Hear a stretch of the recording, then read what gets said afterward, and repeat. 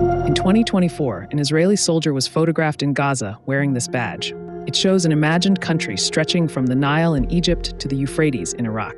It includes all of Palestine, Jordan, Lebanon, and chunks of Syria, Egypt, Iraq, and Saudi Arabia. It's called Greater Israel, what Israeli Prime Minister Benjamin Netanyahu calls a historic and spiritual mission. Today, Israel's internationally recognized territory covers almost 21,000 square kilometers. The territory on that badge? Roughly 500,000 square kilometers, basically 25 times larger. Is Greater Israel already happening on the ground? A smaller version already exists. Israel plus the occupied Palestinian territories, plus the Golan Heights taken from Syria, about 27,000 square kilometers, with 800,000 settlers on illegally occupied land.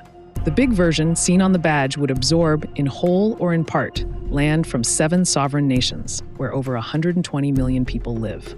Supported by settlers and given a nod by the U.S. ambassador to Israel, Mike Huckabee. But where did the idea come from? It traces back to Genesis 15:18, where God makes a covenant with Abraham, promising his descendants that land.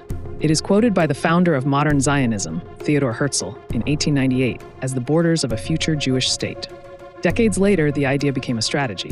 In 1982, Oded Yinon, a former Israeli foreign ministry official, published a strategy for Israel in the 1980s. The article argued that Israel's security required the fragmentation of surrounding Arab states. In 1996, a policy paper for Netanyahu called A Clean Break recommended abandoning the Oslo peace process and weakening Iraq, Syria, and Lebanon. From Herzl to Netanyahu, more than a century apart, there's one trajectory. You don't take the land. You break the states around you until no one can stop you from taking what you want. That pattern is playing out right now. Finance Minister Bezalel Smotrich laid out the strategy in a leaked recording: do the annexation without calling it annexation. His map claims 82% of the occupied West Bank. He vowed to add 1 million Israeli settlers to Palestinian land. About half of Israelis polled support expanding control over Palestinian territories and pursuing annexation. Support for negotiating a Palestinian state has collapsed to just 1 in 10. In Gaza, Lebanon, Syria, Iran, the wars of the past 2 years almost all fall within the borders of the Greater Israel map. Many steps are similar: a military operation, a buffer zone, and then outposts, settlements, and annexation. Israel has never officially defined its borders. In 1948, its first prime minister, David Ben-Gurion, refused, saying Israel would expand beyond partition once it built its strength.